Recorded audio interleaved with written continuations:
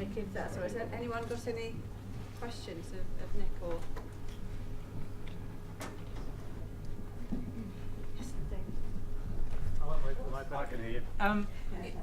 From what you spoke about in terms of supporters, that seemed to be a triumph for public funding, and yet the arts have, of course, had massive cuts, particularly in England. Yeah. So what is the legacy going forward, and what's your position on the current situation? Yeah. I mean, there was a triumph for public funding. I think the thing and the sector, of course, were very sceptical about whether was it going to take money away from what was going on. I think it is important to say that, in my view, and I think probably the sector would agree with this now, none of that money would have gone into culture if it hadn't been for the Olympics. That £63 million was money that wasn't going to be spent, I would suggest. As far as the future is concerned, yeah, I mean, we're facing a really tough time at the moment. I think that the Olympiad did help the government understand about the importance of culture. Maybe it's not as bad as it would have been if it hadn't been for that. I mean, that's not a very positive message, but that's the best I think we can come up with. Culture hasn't done as badly in this current round as perhaps it could have done. Maybe the Cultural Olympiad had something to do with that.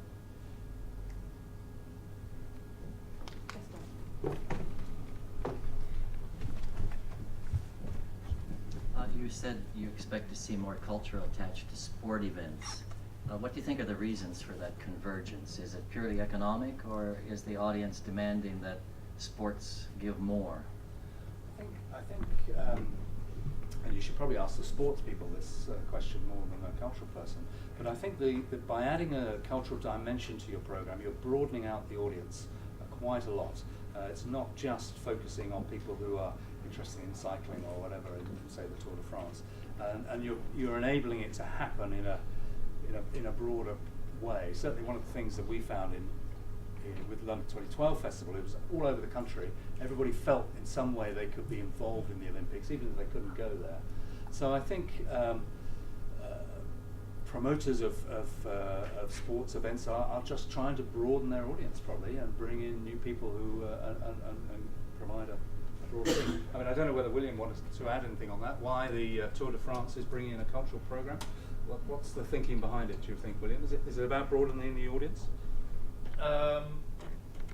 Again, I think the inspiration comes from Yorkshire, seeing the success of the Cultural Olympiad and the Arts Council wanting to see this as a great way of developing audiences, but also that there's a great desire on the Tour de France to be seen as a cultural institution as well, and that they want to be recognised as an intangible cultural heritage masterpiece, and I think we'll see this starting to happen around the Tour de France as well in future stages, in future years, that they will actually look at the Cultural Olympiad. But what was quite interesting is that that right from the very beginning, rather like the Cultural Olympiad, that when they made the Welcome to Yorkshire made the bid for the Tour de France, they promised a cultural festival, and again they've had to deliver, and it's all.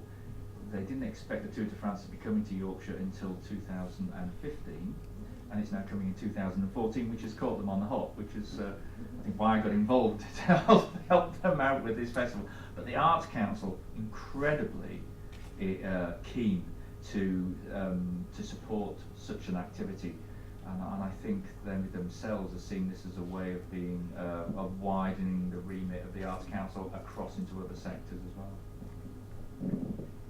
I'm afraid we'll have to leave it there, and thank you very much, Nick, for your still with us.